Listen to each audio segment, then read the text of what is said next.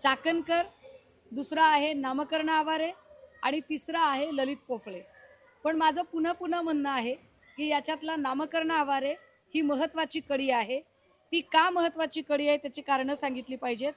नामकर्ण आवारे हा भाजपच्या उद्योजक आघाडीचा सरचिटणीस, इंडस्ट्रियल सेलचा नामकर्ण आवारे हा सरचिटणीस, पण सध्या तो थोडा न्यूट्रल अवस्थेत आहे आणि सध्या त्याचं काही भाजपशी काही कनेक्शन दिसत नाही, हे पण तितकंच खरं आहे.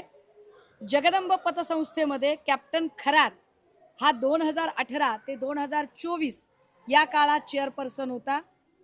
ही जगदंब पतसंस्था चर्चेत आणणं गरजेचं आहे, ते याच्यासाठी की या जगदंब पतसंस्थेमध्ये सध्या या पतसंस्थेचा सर्वेसर्वा हा नामकर्ण आवारे आहे. ज्या नामकर्ण आवारेच्या संस्थेमध्ये स्वतः खरातच चेअरपर्सन होते 2018 ते 2024. पुढे 3 अपत्य असल्याने सहकारी संस्थेचा चेअरमन होता येत नाही असं म्हणत ती चेअरमनशिप नंतरच्या काळामध्ये थोडीशी ही झाली होती. 15 वर्षापासून हा जो आवारे आहे हा 15 वर्ष शिवनिका ट्रस्टवर संचालक होता. म्हणजे शिवनिका ट्रस्टवर आवारे आणि आवारेच्या बँकेवर खरात या दोघांचे आर्थिक हितसंबंध आहेत. 1 वर्षापासून आवारे आणि खरात हे दोघे जरी वेगवेगळे असले तरी सुद्धा मुळात खरातची भोंदूगिरी वाढवण्यासाठीचं सगळ्यात पहिलं कॅम्पेन चालवलं ते आवारेने चालवलं. कारण आवारे त्या काळामध्ये स्टाईसचा मेंबर होता. स्टाईस काय आहे? सिन्नर तालुका औद्योगिक सहकारी वसाहत संस्था.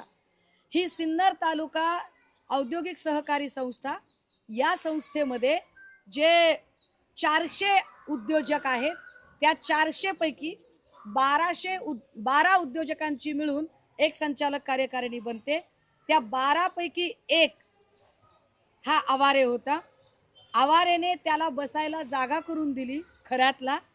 तिकडे येणाऱ्या प्रत्येक उद्योजकाला जर काही अडचणी येत असतील, व्यापारामध्ये बिझनेसमध्ये काही कमी जास्त होत असेल तर आवारे लगेच सांगायचा, तुम्ही जरा खरात गुरुजींना हात दाखवता का, खरात गुरुजींना पत्रिका दाखवता का. असं करून एक एक इंडस्ट्रियलिस्ट खरातपर्यंत पोचवायचं काम आवारेने केलं. आवारे एवढ्यावर थांबला नाही. आवारेने जे पुस्तक लिहिलं असा मी नामकर्ण, या पुस्तकामध्ये साधारण 18 पानं आहेत, पान क्रमांक 67 पासून पुढची. ही जर पानं वाचली तर लक्षात येईल आवारेने जाणीवपूर्वक ठरवून खरात कसा सिद्ध पुरुष आहे हे सांगणाऱ्या चमत्कारिक कथा लिहिल्या. म्हणजे बुवाबाजी वाढवण्याचं काम हे आवारेने केलं.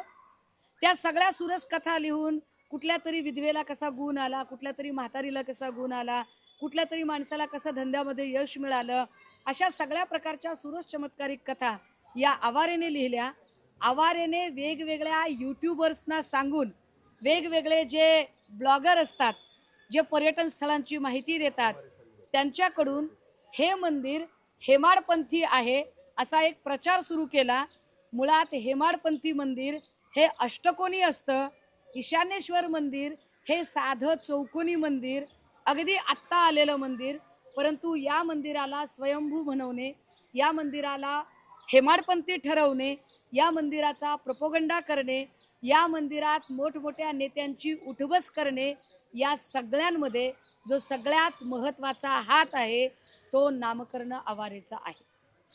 ललित पोफळेने चिकार प्रॉपर्टी कमवली, पण ललित पोफळे हे नंतर आलेलं कॅरेक्टर आणि या सगळ्यांमुळे मग पुन्हा नामकर्ण आवारे आणि या दोघांचे संबंध साधारण 1 वर्षापासून बिघडले.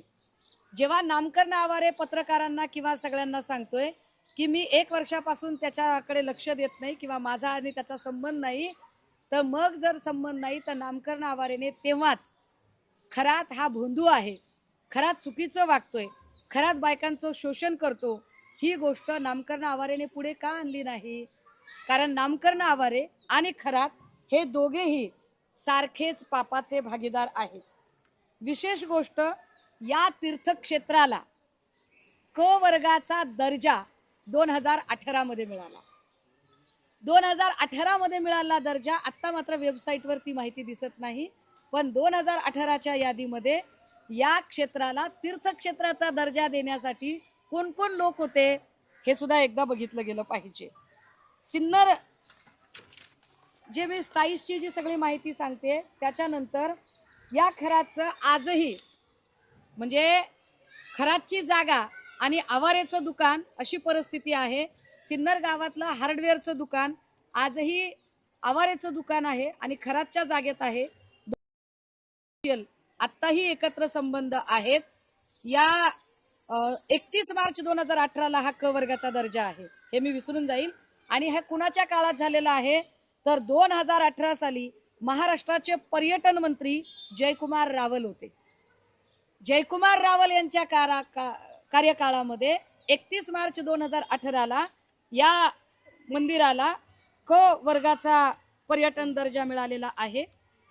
ह्या सगळ्यांमध्ये आवारे प्रत्येकाला अप्रोच करत होता। आवारेच्या नंतर आवारेला साथीदार मिळाल्या त्या रुपाली चाकणकर। चाकणकर सुद्धा या प्रत्येक नेत्यांना अप्रोच करण्यामध्ये त्यांचा हिरिरीचा सहभाग होता। हे अनेक फोटोंनी सिद्ध झालं। दीपक आबा साळुंके जे सांगोल्याचे आहेत, या दीपक आबांचे सुद्धा आर्थिक व्यवहार खरात सोबतचे हळूहळू पुढे येताना दिसतात। खरातच्या मुलीला एक आय थिंक 32-34 लाखाचा, माझ्याकडे आता प्रिंट नाहीये पण मी आपल्याला सॉफ्ट कॉपी देईल त्याची, गिफ्टेड केलेला फ्लॅट आहे। या सगळ्याचे धागेदोरे आपल्याला सांगोल्यामध्ये सापडतील। सांगोल्यामध्ये पूजेला खरात आणि ही सगळी मंडळी गेली होती। या अनेक ठिकाणच्या ज्या पूजा आहेत, जसं की इथे ललित पोफळेने जी पूजा भरवली होती, या पूजेला पण चाकणकर होत्या आणि सगळी माणसं होती।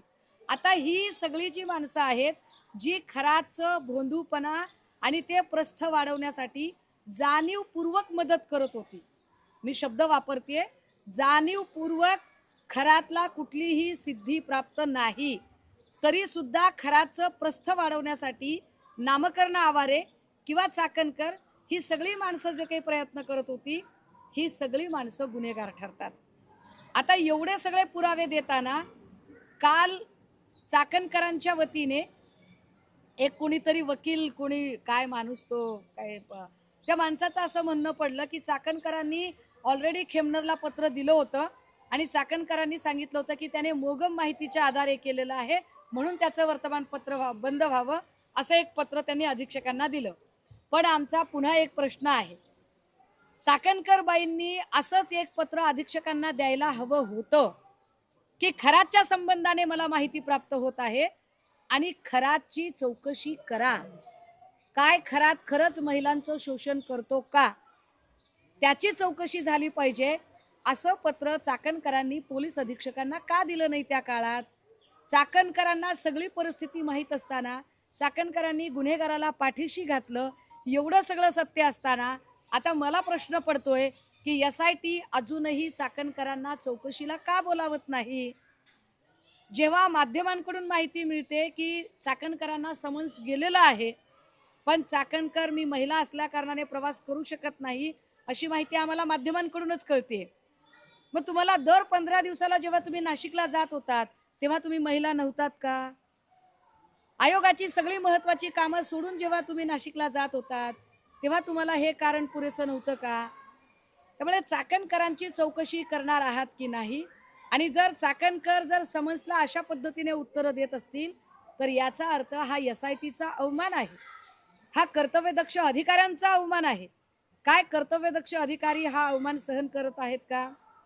एक बार दुसरं असं, जयकुमार रावलांची सुद्धा चौकशी झाली पाहिजे, कारण जयकुमार रावलांच्याच काळात 2018 ला पर्यटन दर्जा, कोणत्या निकषाने पर्यटन दर्जा दिला? कारण हेमाडपंथी मंदिर आहे असं जे काही सांगितलं गेलं तर हे मंदिर अजिबात हेमाडपंथी नाही। हेमाडपंथी मंदिर अष्टकोनी असतं, हे साधं चौकोनी मंदिर, अगदी आत्ता तयार झालेलं मंदिर, याला पर्यटन दर्जा कोणत्या आधारे दिला? कारण पर्यटन दर्जा मिळाला म्हणून नंतर त्याला वेगवेगळे निधी मिळाले, पर्यटन दर्जा होता म्हणून त्याला वेगवेगळ्या सुविधा मिळाल्या। मग जयकुमार रावलांनी हे कशाच्या आधारे केलं हे एकदा स्पष्ट झालं पाहिजे। केसरकरांकडून माहिती मिळालीच पाहिजे की ही सगळी माणसं कोण कोण आहेत आणि कुठली कुठली आहेत ती। त्याच्या प्रॉपर्टीचे आम्ही म्हटलं होतं की स्रोत तपासले जावेत, ते स्रोत तपासताना मी असं म्हटलं होतं की रोह्यामध्ये चाकणकरांचे यजमान निलेश चाकणकर, या निलेश चाकणकरांची आणि आकाश चौधरीची प्रॉपर्टी एकत्रित आहे. हा आकाश चौधरी कोण आहे? हा तटकरेंचा साथीदार आहे. कड्या एकाला एक जोडत जाव्या. मी माननीय गृहमंत्र्यांना यावर भेटणार आहे. याच्या सुद्धा सगळ्या सॉफ्ट कॉपीज मी आपल्याला द्यायला तयार आहे. याच्यातली गंमत अशी आहे की तटकरे फॅमिली अत्यंत हुशार आहे, अत्यंत विद्वत्त फॅमिली आहे ही, की या फॅमिलीने ज्या पद्धतीने कंपन्या स्थापन केलेल्या आहेत बघा. तटकरेंचा राईट हँड लेफ्ट हँड आहे राजस्थान मधून इकडे आलेला आकाश चौधरी. हा राजस्थानी माणूस आहे मुळात. या आकाश चौधरीच्या हवाल्याने सगळे कारभार होतात मतदारसंघातले. किती कंपन्या? एक गीतामृत ॲग्रो नावाची कंपनी आहे जी आदिती तटकरे आणि आकाश चौधरीच्या नावे आहे. मी हे का सांगते त्याचं कारण असं आहे, मला कडी जोडायची. चाकणकर खरातच्या जवळच्या आहेत. चाकणकरांच्या यजमानाची कंपनी आहे. ती कंपनी आकाश चौधरीच्या सोबत आहे. आकाश चौधरी हा तटकरेंचाच माणूस आहे हे एस्टॅब्लिश करणारे हे सगळे पुरावे आहेत. गीतामृत ॲग्रो, आदिती तटकरे आणि Akash Chaudhari. Estate private limited, Aditi Tatkare आणि आकाश चौधरी. गीता ॲग्रो इन्फ्रास्ट्रक्चर, आदिती तटकरे आणि Akash Chaudhari. Multi venture estate private limited, Aditi Tatkare आणि आकाश चौधरी. गमतीदार पुढेच आहे. गमतीदार काय आहे की आता अनिकेत तटकरे आणि आकाश चौधरीच्या काही कंपन्या आहेत आणि नावं तीच आहेत, फक्त शब्द मागे पुढे आहेत. अनिकेत तटकरे आणि आकाश चौधरी यांचं आता बघा, इकडे वर जर गीतामृत ॲग्रो असेल आदित्य तटकरेची कंपनी, तर अनिकेत तटकरेची कंपनी काय आहे? गीतामृत प्रायव्हेट. नावं तीच, फक्त कुठं प्रायव्हेट कुठं पब्लिक नाव केलं. स्वर्गामृत एक नाव आहे. आणि अनिकेत तटकरे आणि Akash Chaudhari. Multi venture properties private limited, Aniket Tatkare Akash Chaudhari. Ocean pearl maritime private limited, Aniket Tatkare Akash Chaudhari. Karma construction company, Akash Chaudhari Nilesh Chakankar. ये रिश्ता क्या कहलाता है? उत्तरं त्यांनी द्यावी. ह्या सगळ्या जर कंपन्या एकत्रित बघितल्या तर ही सगळी कडी मला आता मुलुंडचे HD व्हिडिओ स्पेशालिस्ट किरीट सोमय्याची मदत पाहिजे. किरीटजी, तुम्ही फार ईडीची आणि तुमची ओळख आहे. तुम्ही फार कागदपत्र काढण्यात पटाईत. कधीतरी मित्रपक्षांची पण कागदपत्र काढा ना, माझी मदत करा. तुमची ओळख आहे ईडी मध्ये. चला माझ्यासोबत EOWच्या ऑफिसला आणि ह्या सगळ्या कंपन्या आदिती तटकरे आणि अनिकेत तटकरे 1 एकर मध्ये 100 एकरचं उत्पादन निघेल अशा पद्धतीचा आर्थिक व्यवहार हे जे सगळं आहे हे सगळं कधी दाखवणार? नाफेडची एक कंपनी आहे, कांदा निर्यातीची कंपनी, जी खरातच्या बायकोच्या नावावर आहे. व्यंकटेश प्रोड्युसर कंपनी, कांदे उत्पादकाची, ज्याच्यावर सदस्य अशोक खरातची बायको आहे आणि अध्यक्ष आहे सौरभ काशीनाथ भरके. ब्लॅक मनी व्हाईट करण्यासाठीच्या या कंपन्या आहेत. किरीटजी, तुम्हाला जास्त कळत असेल, जरा लक्ष द्या इकडे. नांदूर शिंगोटेला ज्या काही कांद्याच्या चाळी आहेत या सगळ्या चाळींवर सत्ता कुणाची आहे? खरातचा या कांद्याच्या चाळीशी काय संबंध आहे? हे ब्लॅकचं व्हाईट करणं किती दिवसांपासून चालू होतं? 16 वर्षापूर्वी जर पहिली शोषणाची केस घडली तर यामधल्या सगळ्या काळातल्या हा सगळा पैसा कुठे गेला? या पैशाचं काय? यावर सुद्धा चर्चा झाली पाहिजे. मला EOW आणि माननीय गृहमंत्री या दोघांनाही भेटून या सगळ्यांचे पुरावे मी द्यायला तयार आहे. आणि या सगळ्या संबंधाने असणारे कागदपत्र ज्याचे धागेदोरे सांगोल्याचे दीपक आबा साळुंखे इथपर्यंत जातात, इथपर्यंतच्या लोकांच्या आता चौकशा होणं गरजेचं आहे. आणि विसरायला नको म्हणून पुन्हा एकदा, केसरकर, तुम्ही म्हणालात की मी मुख्यमंत्री शिंदे साहेब असताना त्यांना मंदिरात घेऊन गेलो, म्हणजे तुम्हाला शिंदे साहेब हे खरातचे सगळ्यात मोठे भक्त आहेत असं म्हणायचं आहे का? हे एकदा तुम्ही स्पष्ट केलं पाहिजे. या प्रकरणात बघितलं तर आता 8 लैंगिक अत्याचाराचे गुन्हा दाखल झालेले, पण 2 फसवणुकीचे झाले. जी हेल्पलाईन नंबर दिलेले आहेत त्याच्यावर फोन जे आहेत ते वाढलेले आहेत, पण जे महिला आहेत त्या अजून प्रत्यक्ष पुढे येताना दिसत नाही. यातल्या महिला तशा खूप जास्त आहेत. मी जे म्हटलं ना की यातले जे व्हिडिओ पब्लिक झाले त्याचं कारणच आहे, हे व्हिडिओ पोलिसांकडे येण्याच्या आधीच हे व्हिडिओ लोकांपर्यंत पोचले होते. पुण्यातल्या काही लोकांनी याच्यात तोडपाणी केलं अशी सुद्धा चर्चा येते. ती कोण माणसं आहेत ती पोलिसांनी शोधावीत, जे काही असेल ते. परंतु हे व्हिडिओ आधीच पब्लिक केले गेले आणि आत्ता ज्या महिला पुढे येत आहेत त्या खूप काउन्सिलिंग केल्यानंतर, खूप आधार दिल्यानंतर, कारण त्यांचेही संसार आहेत, त्यांची घरगृहस्थी आहे, ती उद्ध्वस्त होण्याची भीती आहे, त्यामुळे सहजासहजी माणसं पुढे येत नाही आहेत. पण मला असं वाटतंय की याच्या आर्थिक नाड्या जर आवळल्या गेल्या, ज्या आर्थिक नाड्या पोफळे असेल, नामकरण असेल, या सगळ्या लोकांकडून अशा फोफावलेल्या आहेत, तर बऱ्यापैकी खरातला मुसक्या आवळण्यामध्ये यश येईल.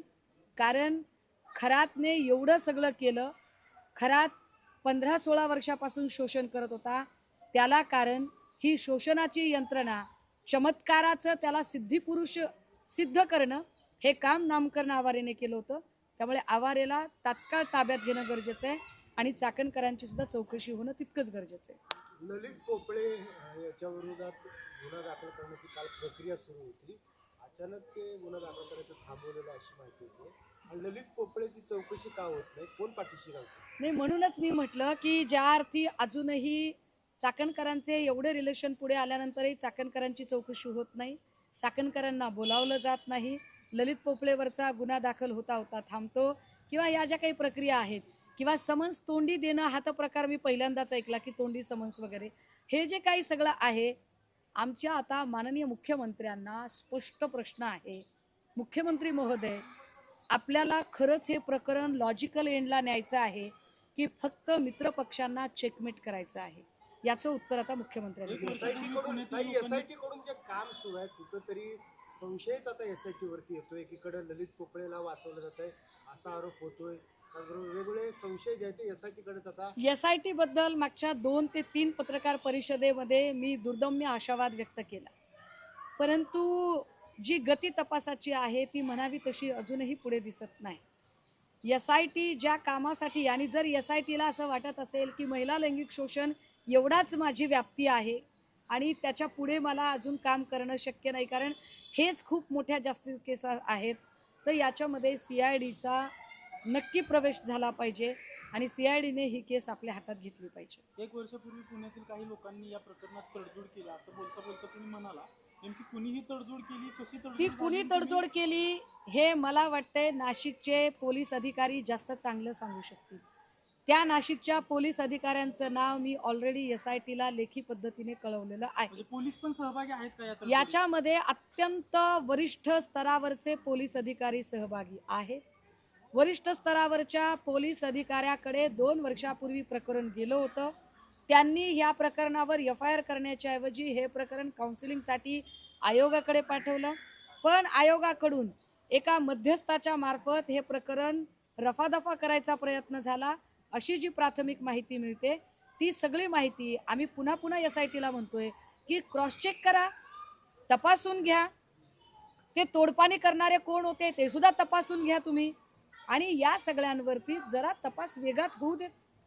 कारण अजूनही चाकणकरां ज्या पद्धतीने, म्हणजे त्या पोलिसांच्या समोर हजर झाल्या नाहीत की पोलिसांनी त्यांना बोलावलं नाही, ही गोष्ट जे गौडबंगाल आहे ते अजूनही आम्हाला कळलेलं नाही. काही अशोक खरात प्रकरणात नवनवीन माहिती समोर येते. आता SITच्या रडारवर काही नामांकित डॉक्टर आहेत. डॉक्टरांच्या सल्ल्याने अशोक खरात महिलांना गर्भधारणा होऊ नये म्हणून गोळ्या देत असल्याचं SITच्या तपासात आता समोर आलंय. मी म्हटलं ना की या सगळ्या प्रकरणामध्ये पोलीस अधिकारी आहेत, या प्रकरणामध्ये राजकीय नेते आहेत, शासकीय अधिकारी कर्मचारी आहेत. हा जो भांडे नावाचा जो अधिकारी, ज्याला परत त्याच्या कामाच्या ठिकाणी पाठवलं, त्याला कामाच्या ठिकाणी पाठवण्यापेक्षा त्याला सस्पेंड करणं जास्त गरजेचं आहे आणि त्याच्या प्रॉपर्टीचे स्रोत तपासणं गरजेचं आहे. कारण त्याच्या पत्नीची आणि अशोक खरातच्या पत्नीची एकत्रित प्रॉपर्टी ओझरमध्ये आहे. ही प्रॉपर्टी आली कुठून, खराची त्याचा काय संबंध आहे? ज्या राहुल खोताडेचा मी उल्लेख केला, जो राहुल खोताडे हा शालिनी विखे पाटील यांच्या सख्या बहिणीचा मुलगा आहे, जो तिथे तहसीलदार होता, ज्याने बंदुकीच्या परवान्याच्या नूतनीकरणाचा प्रस्ताव तयार केला होता, जो खोताडे सध्या विखे पाटलांचा OSD म्हणून काम करत आहे. हे सगळे वेगवेगळ्या स्तरावरचे जे शासकीय अधिकारी कर्मचारी आहेत, या सगळ्यांनी मिळून खरातला पोचलेला आहे. आणि या सगळ्यांची चौकशी होणं गरजेचं आहे. घरात रिंग रोडच्या ज्या जागा घेतल्या होत्या 4-5 पटीने घेतली त्या जागा घेण्यासाठी अधिकारी आणि राजकीय नेते सुद्धा त्याला सोडतात. असं कोण समोर आलेलं आहे का? तुमच्याकडे काय अशी माहिती आली का? कोण नेता आहे किंवा कोण अधिकारी? खरातच्या ज्या प्रॉपर्टीज आहेत त्या खरात स्वतःच्या नावावर प्रॉपर्टी फार कमी घेतलेल्या आहेत. पण याच्यामध्ये उदय सांगळे असेल, दीपक लोंढे असेल, देशमुख असेल, अजून काही नावं आहेत की ज्या नावांच्या सोबत या प्रॉपर्टीज आहेत. ह्या प्रॉपर्टीचे दस्त नक्की माझ्याकडे आहेत. ते दस्त मी आपल्याला द्यायला तयार आहे, कारण ही सगळीच्या सगळी माणसं खरातच्या जवळची माणसं आहेत. आणि मला वाटतं यातल्या काही लोकांना आता पोलिसांनी ताब्यात सुद्धा घेतलेलं आहे. पण तरीसुद्धा काही लोकांची चौकशी होणं अजूनही बाकी आहे. सृष्टी खरातला ज्या गिफ्ट डीड आल्या, सृष्टी खरात म्हणजे अशोक खरातांची मुलगी, या सृष्टी खरातला ज्या गिफ्ट डीड आलेल्या आहेत, या गिफ्ट डीड कुणाकुणाकडून आल्या आणि त्या कोणत्या कारणामुळे गिफ्ट डीड केल्या त्याची सुद्धा चौकशी झाली पाहिजे. कारण हा गिफ्ट डीड करण्याचं कारण काय? का बक्षीसपत्र केली तिच्या नावाने? 30-30, 40-40 लाखाची, 60-60 लाखाची प्रॉपर्टी असंच कुणी कुणाला गिफ्ट डीड करू शकत नाही. त्यामुळे ह्या कुठल्या राजकीय नेत्यांच्या सांगण्यावरून झाल्या का, अधिकाऱ्यांच्या सांगण्यावरून झाल्या का, हे सुद्धा पुढे आलं पाहिजे. या सगळ्या संबंधाने मला आश्चर्य वाटते. एरवी आपल्याकडे जरा काही झालं की लोक मेणबत्त्या घेऊन रस्त्यावर उतरतात. महाराष्ट्रात कोणीच याच्यावरती काहीच बोलत नाही. हे फार कमालीचं आहे. कोण म्हणजे कुणी कुणी हात ओले करून घेतलेत आणि कोण कोण या सगळ्या याच्यामध्ये सहभागी आहे, ह्या सगळ्याच गोष्टी आता पुढे आल्या पाहिजे. काही जर बघितलं तर एक पत्रिका देखील समोर होती अर्थातच खरातच्या मुलीची. त्यामध्ये जर प्रमुख पाहुणे बघितलं तर उपमुख्यमंत्री एकनाथ शिंदे, चाकणकर, दीपक केसरकर, नार्वेकर यांचा देखील नावाचा उल्लेख आहे. आपण जी पत्रिका मला पाठवली ती पत्रिका निश्चितपणे की एकीकडे त्या म्हणतात की माझा 5-6 वर्षापासून संबंध नाही, पण अगदी 1-1.5 वर्षापूर्वीपर्यंतचे सगळे गोष्टी पुढे येत आहेत, ज्याच्यामध्ये की त्याच्या लग्नपत्रिकेमध्ये प्रमुख पाहुण्यांमध्ये आशिष शेलार दिसतात. आता शेलारांनी सांगितलं पाहिजे. तसं तर म्हणजे आशिष कुरेशी साहेब तिकडे जातील का हिंदू मंदिरामध्ये, तोही खरा प्रश्नच आहे मला चर्चेचा. पण आशिष कुरेशी साहेबांचं नाव त्या पत्रिकेमध्ये दिसतंय, तर त्यांनी सुद्धा ते सांगितलं गेलं पाहिजे. दुसरी गोष्ट की चाकणकर त्या लग्नपत्रिकेवर आहेत. ह्या सगळ्या लोकांनी, कारण ग्लोरी जी वाढत गेली खरातची, ती ग्लोरी वाढवण्याला हे सगळे लोक कारणीभूत आहेत. त्याच्या चौकशी नार्वेकरांना मी ते विचारून घेतलं तर नार्वेकरांचं म्हणणं आहे की पत्रिकेवर नाव होतं, मात्र मी गेलो नाही. नार्वेकर असं म्हणतात की 19 वर्षापूर्वी मी गेलो होतो, पण तरीही जर पोलिसांना काही माहिती हवी असेल आणि गरज वाटत असेल तर बिलकुल त्यांनी नार्वेकरांना पण चौकशीला बोलवावं, काही हरकत नाही.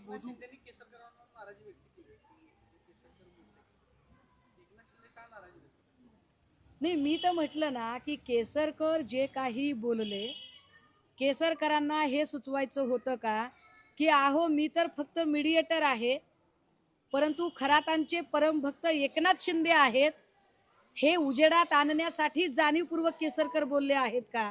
केसरकर ठरवून एकनाथ शिंदेंना खरातांचा सगळ्यात मोठा वरदहस्त असणारा नेता हे सांगू पाहतायत का? हे आता केसरकरांनी स्पष्ट केलं पाहिजे. बळीचा बकरा केला जातो असंही त्यांनी शब्द वापरला.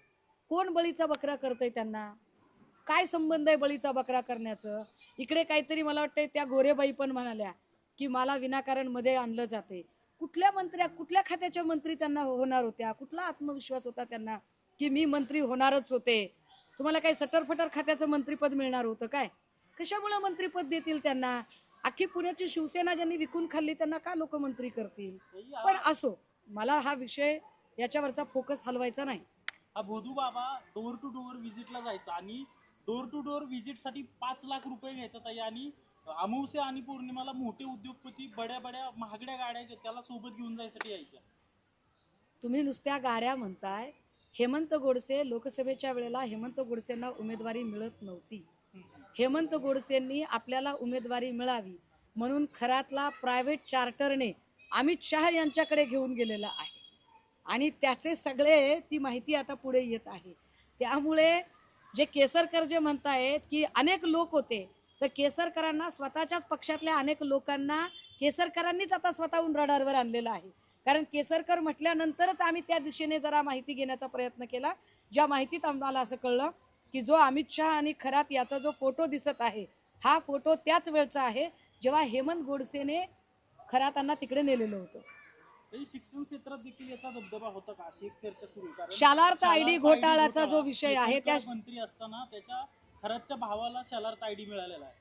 एक्झॅक्टली शालार तायडी घोटाळ्याचा जो विषय आहे या विषयाशी संबंधित इवन दो अनेक शाळा ज्यांची पटसंख्या कमी झाली आहे पण मान्यता रद्द होईल का अशी भीती आहे, अशा शाळा वाचवण्यासाठी सुद्धा अनेक संस्था चालक खरातच्या माध्यमातून केसरकरच्या संपर्कात येत होते अशी माहिती पुढे येते. त्यामुळे त्या सगळे संस्था चालक, त्या सगळ्या शाळा यांची सुद्धा चौकशी नक्की झाली पाहिजे. शालार तायडी घोटाळ्यात खरातच्या सख्ख्या भावाला जो शालार तायडी मिळाला तो कसा मिळाला, कोणत्या आधारावर मिळाला याची सुद्धा चौकशी झाली पाहिजे.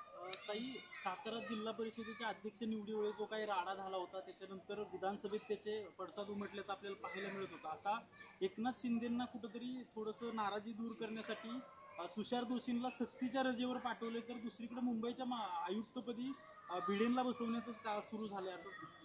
मुळात तुषार दोशीच्या निलंबनाचा जो आदेश काढला होता तो आदेशच इतका चुकीच्या पद्धतीने निघालेला आहे. नीलम गोरे स्वतःला कितीही विद्वान समजत असल्या तरी जी गोष्ट आपल्या अधिकार क्षेत्रात नाही त्या गोष्टीवर त्यांनी ती कृती करायचा प्रयत्न केला. तुषार दोशींचं निलंबनच करायचं होतं तर ते निलंबन फलटण संपदा मुंडे प्रकरणामध्ये ज्या पद्धतीने त्यांनी चाकणकरांना बोलायची संधी दिली, प्रेस घ्यायची संधी दिली, तिथेच दोषी चुकलेले होते आणि तिथेच दोषींना बिलकुल त्यावेळेला त्यांचं निलंबन करता येऊ शकत होतं. किंवा जिथे तुषार दोशींनी सातारा प्रकरणामध्ये तो प्रकाश शिंदे या शिंदेंचा भाऊ नाही अशी तद्दन चुकीची माहिती देण्याचा प्रयत्न केला, तेव्हा सुद्धा तुषार दोशींची कार्यपद्धती ही बिलकुल पक्षपाती आहे हे स्पष्ट झालं होतं. परंतु नीलम गोरेंनी याच्यातल्या एकाही गोष्टीवर कॉग्निझन्स घेतला नाही. आता विधान परिषदेत वर्णी लागण्यासाठी स्वपक्षीय नेत्यांना खुश करण्यासाठी म्हणून त्यांनी निलंबनाचा आदेश देणं हे अतिशय चुकीचं होतं. या सगळ्यांच्या मध्ये आत्ता तुषार दोशीला सक्तीच्या रजेवर पाठवणं आणि भिडेंची आयुक्तपदी नियुक्ती करणं याच्यात मी वेगळं सांगायची काय गरज आहे. सूर्यप्रकाश इतकं स्वच्छ आहे की मुख्यमंत्री मित्र पक्षाला व्यवस्थित सेट करत आहेत. नीलम गोरे काल असं म्हणाले आहे की माझ्या निरोपाच्या शेवटच्या भाषणामध्ये मुख्यमंत्र्यांनी माझा गौरव केला, एकनाथ शिंदेंनी गौरव केला म्हणून काही जणांच्या पोटात दुखतोय आणि महापालिकेमध्ये काही जणांना यश मिळालं नाही म्हणून तर हे हितचिंतन करत नाही. म्हणजे स्वतःच्याच पक्षामधल्या काही नेत्यांवरती तुम्ही अंकुश केलेलं पाहायला मिळालं. नीलम गोरेंचं हे सगळं प्रकरण जे आहे किंवा नीलम गोरे मंत्रिपदासाठी गेलेल्या होत्या हे सगळं नक्की कसं बाहेर आलं. नीलम गोरे या प्रचंड कर्मकांड करणाऱ्या आहेत हे वेगळं सांगायची गरज नाही. नीलम गोरे काल जे म्हणाल्या की आम्ही फार महिलांच्यासाठी काम करते, कोणतं काम केलं?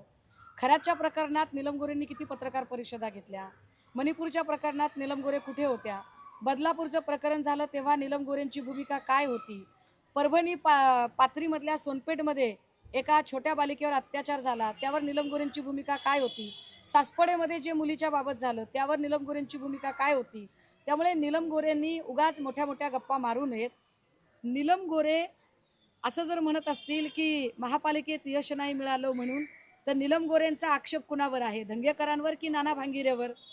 कुणाबद्दल त्या सांगू इच्छित आहेत? मुळात नीलम गोरेंच्या हातात या पुण्याची सत्ता मत्ता शिवसेनेने कायम दिली, पण नीलम गोरेंनी शिवसेनेशी प्रतारणा केली, शिवसेनेची बैमानी केली आणि ही इथली सगळी शिवसेना ही बापट सेना करून टाकली. हे एकदा त्यांनी जाहीरपणे याच्यावर बोलावं ना. ताई, अशोक खरातचं प्रकरण बाहेर आल्यानंतर पुण्यातून एक प्रकरण बाहेर आलं होतं. ऋषिकेश वैद्य नावाचा आरोपी आहे, पुण्यातील 35 वर्षीय महिलेवर अत्याचार केला. त्यांनी काल कोर्टाला अर्ज केला होता, कोर्टाने तो फेटाळला की पूजेचं साहित्य मागतोय, कोठडीत पूजा करायची. हा सगळा भामटेपणा आहे. वैद्य असेल की अजून कोणी असेल, जो न्याय खराताला लागतो तोच न्याय वैद्याला सुद्धा लागला पाहिजे. तुम्ही म्हणाले की महाराष्ट्रात काही कॅन्डल मोर्चे निघत नाहीत, महिलांचे लवकर काम नाही, विरोधी पक्ष म्हणून तुम्ही काढणार आहात का? माझ्या पक्षाने बीडमध्ये या प्रकारचं आंदोलन झालं, नाशिकमध्ये या प्रकारचं आंदोलन झालं. माझ्या पक्षाकडून अगदी अमरावतीमध्ये आंदोलन झालं, चंद्रपूरमध्ये आंदोलन झालं. माझ्या पक्षाने जेवढं शक्य आहे तेवढा आम्ही आमचा आवाज उठवला आहे. इवन मला असं वाटतंय की काँग्रेसचंही आंदोलन पुण्यामध्ये झालेलं आहे. मात्र आमचा भाऊ देवा भाऊ असं म्हणून जे टॅटोधारी लोक बोलतात, तर त्यांच्या पक्षाच्या महिला आघाडीने काय केलं या सगळ्या संबंधाने हे सुद्धा संशोधनाचा विषय आहे. रोहित पवार म्हणतायत की अशोक खरातचे जे प्रकरणाचे धागेदोगे आहेत काही नेत्यांपर्यंत पोहोचत आहेत, त्यामुळे त्याला भीती दाखवून आत्महत्या करायला लावते किंवा वेगळे काही घडवून नको. दुसऱ्या बाजूला अजित पवारांच्या विमान अपघातामध्ये व्ही.के. सिंग दोषी असताना सुद्धा व्ही.के. सिंगला वाचवलं जातं. अक्षय शिंदेचं एन्काउंटर झालं त्यावेळेलाही आम्ही हेच म्हटलं होतं की अक्षय शिंदेकडून खूप सारी सत्य बाहेर येता राहिली. आपटेच्या संस्थेत काय होत होतं आणि काय नाही ही सगळी सत्य अक्षय शिंदेच्या सोबत संपली. आता खरातकडून सुद्धा जे अनेक सत्य पुढे येणं बाकी आहे ती सत्य यावी. ती सत्य दडवण्यासाठी कुणीही खराचा घातपात होता कामा नये ही काळजी नक्की घेतली जावी असं मला वाटतंय. आणि या सगळ्या संबंधाने जी FIR आता 00 अंतर्गत इकडे येईल या FIR वर आवश्यक ती सगळी, कारण खरातवरचा फोकस कितीही आता खरात प्रकरणावर फोकस असला तरी दादांच्या अपघाताची फाईल मात्र क्लोज होता कामा नये. दादांचा अपघात घातपात आहे की काय याची चौकशी झालीच पाहिजे.